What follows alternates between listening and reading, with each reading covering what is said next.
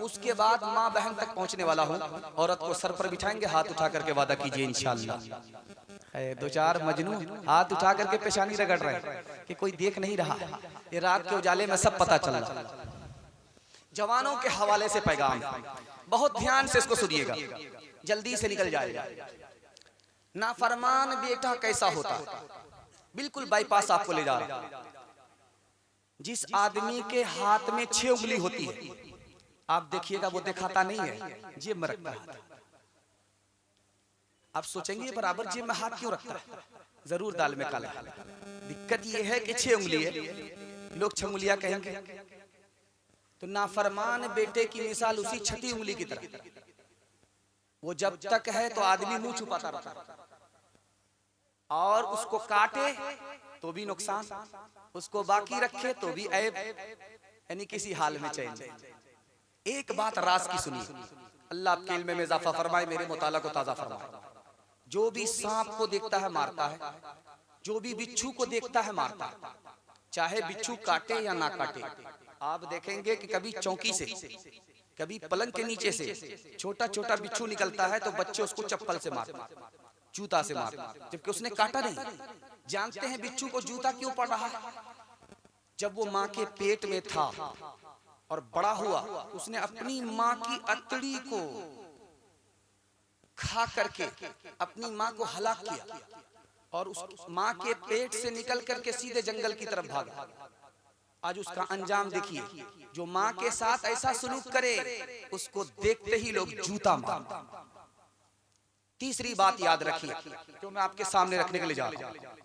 एक आदमी को बाल बच्चा नहीं हो रहा था, शादी के 10 साल हो गए, तो लोग कहते अरे भाई क्या बात है, कैलेंडर तो छप ही नहीं रहा, 10 साल हो गए, कुछ गड़बड़ लग रहा है, कैलेंडर तो छप ही नहीं रहा।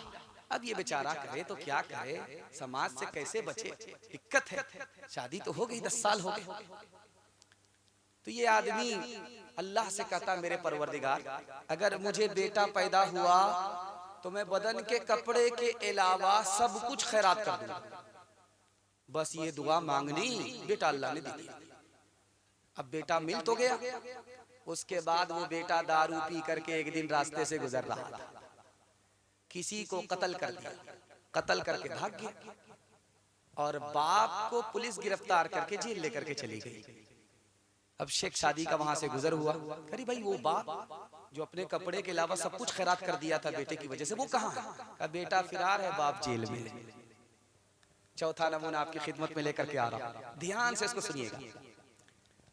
बच्चे को पढ़ा लिखा करके लंदन भेजा, वो लंदन ही में सेटिंग कर लिया, फेसबुक की लड़की थी, व्हाट्सएप की लड़की थी, वहीं सेट हो गया, चिपक गया।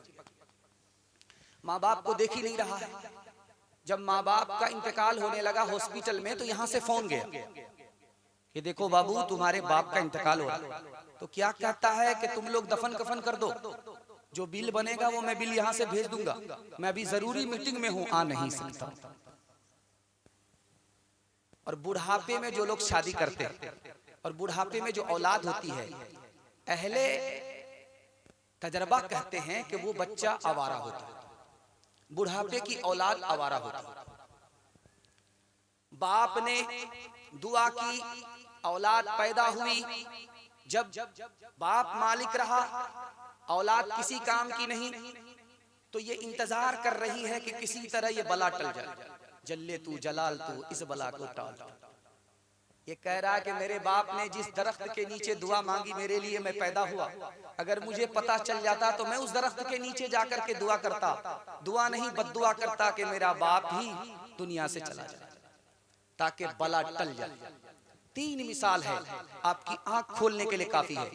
रात में बेटे का इंतकाल हुआ, सुबह को उसके चेहरे पर चोटी लग रही।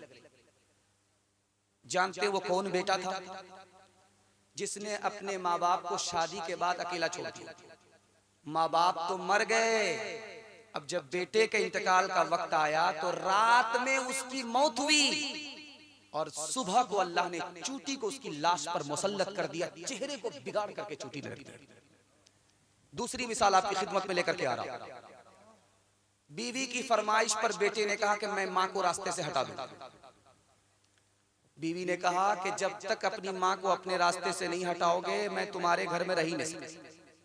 गन्ने के खेत में हथियार लेकर के बेटा पहुंचा हुआ, माँ के ऊपर अब हमला करेगा कि जमीन फट गई, उसके अंदर चला गया। लोग जब तक आएंगे उसको निकालने के लिए उसमें समा गया, कफन भी नसीब नहीं हुआ, दफन भी नसीब नहीं हुआ। तीसरी मिसाल आपकी खिदमत में लेकर के आ रहा हूं, बहुत ध्यान से सुनिएगा। 1 हफ्ते से मर रहा है, रूह नहीं निकल रही, आंख बाहर आ जाती है, चेहरा पीला पड़ जाता है, लेकिन रूह निकल ही नहीं रही है। बाप से पूछा, रे तुम्हारा बेटा है, बताओ आखिर क्यों रूह नहीं निकल रही है? इतनी दुआ हो रही, इतना कुरान पढ़ा जा रहा है और ये तड़प रहा, रूह नहीं निकल रही है। कहा जब भी बीवी और माँ की लड़ाई होती थी तो ये बीवी की तरफदारी में माँ को तमाचा रसीद करता था। आज उसका नतीजा है कि आंख बाहर आ रही है, 1 हफ्ते से रगड़ रहा है एड़ियां, मौत नहीं आ रही है। 2-4 मिसाल पर पैगाम को खत्म कर रहा हूं, ध्यान से इसको सुनिएगा। माँ और बेटे का झगड़ा चल रहा था, तो माँ कहती है कि बेटा मैं तुमको अपना दूध माफ नहीं करूंगी। तो बेटा भी तन करके कहता है कि तेरा कोई एहसान नहीं है, तूने मुझे डब्बे का दूध पिलाया, अपना दूध नहीं पिलाया। बीवी गाली पर गाली दे रही है, चुपचाप सुन रहा। जब सुनते सुनते रहा नहीं गया तो खड़ा होकर के कहता, काश कि तू मेरी बीवी है, अगर तेरी जगह मेरी माँ होती तो हड्डी पसली एक कर देती। आखिरी मिसाल पर पैगाम को खत्म कर रहा। दस्तरखान बिछा, तरकारी आई, खाने में मजा नहीं आ रहा, तो माँ को डांट रहा, तू बुढ़ी हो गई है, तुझे तरकारी पकाने के लिए नहीं आता। तो माँ ने कहा मुझसे क्यों खफा हो रहा है, तेरी बीवी ने बनाया, इसीलिए तो सोच रहा था कि आज जिंदगी में पहली बार ऐसा मजा पा रहा। तो माँ ने कहा कि 1 नंबर का जोरू का गुलाम है। माँ बाप से ज्यादा सास ससुर पर मेहरबान होंगे, हाथ उठा दीजिए इंशाअल्लाह। खैर डिस ब्रेक मार करके साबित कर रहे हैं कि चोरी पकड़ी ना जाए।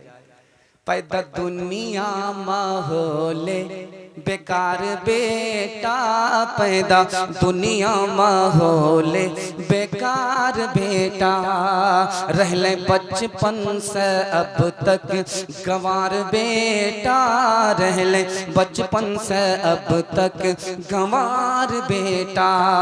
माए बाप रकुरता छो फट्टा मगर, माए बाप रकुरता छो फट्टा मगर, माए बाप कुर्ता छो फट्टा मगर, मियाँ बीवी करे छे सिंगार बेटा, पैदा दुनिया माहौले बेकार बेटा, मियाँ बीवी तोड़े छे मुर्गा रोटा, मियाँ बीवी तोड़े छे मुर्गा रोटा, मियाँ बीवी तोड़े छे मुर्गा रोटा, माए बाप खाए छो छुच्छे अचार बेटा, पैदा दुनिया माहौले बेकार बेटा। एक बात याद रख